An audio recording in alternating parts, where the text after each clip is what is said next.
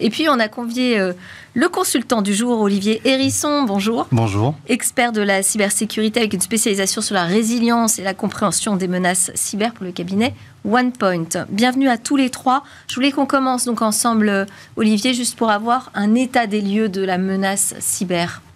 Très bien. Déjà, merci pour l'invitation. Je suis ravi d'être ici. 2023, ce qu'on a constaté sur la rétrospective, c'est qu'on a une forte augmentation, à peu près plus de 40% des attaques dites ransomware.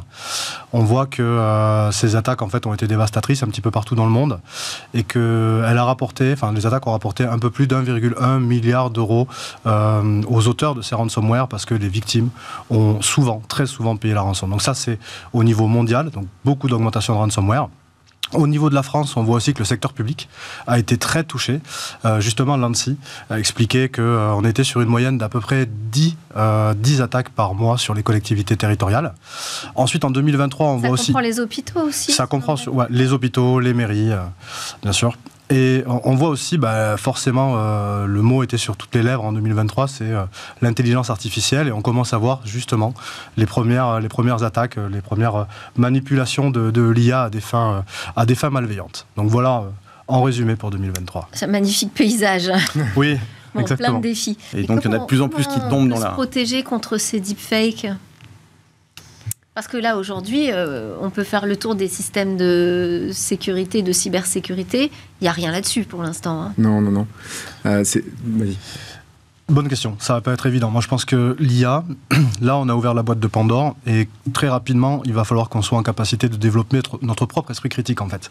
Et je pense que c'est là-dessus qu'il va falloir compter, c'est être en capacité de voir nous-mêmes, humains, voir une information, être capable de prendre du recul, de la comparer à d'autres pour être sûr que ce qu'on est en train de visionner, c'est la bonne information ou pas. Et je pense que finalement, l'IA, pour dire un petit peu de positif... Les responsables de sécurité de systèmes d'information apprennent à faire des deepfakes eux-mêmes pour s'apercevoir justement de ce que c'est, jusqu'où ça peut aller.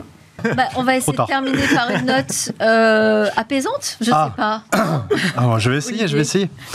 Non, mais du coup, ce que nous, on voit côté OnePoint aussi, parce qu'on a pas mal de clients qui sont déjà proactifs, bien sûr, sur le sujet de l'IA, vous en avez parlé, c'est qu'il y a une crainte, c'est que finalement, on a une criminalité organisée qui aujourd'hui avait un certain niveau en termes de capacité d'attaque, qui finalement va passer au cap supérieur et qui va se rapprocher tout doucement des capacités d'un service étatique. C'est-à-dire que grâce à l'IA, Gen notamment, les hackers vont être en capacité de trouver des vulnérabilités plus facilement, de les exploiter plus facilement, de les masquer plus facilement.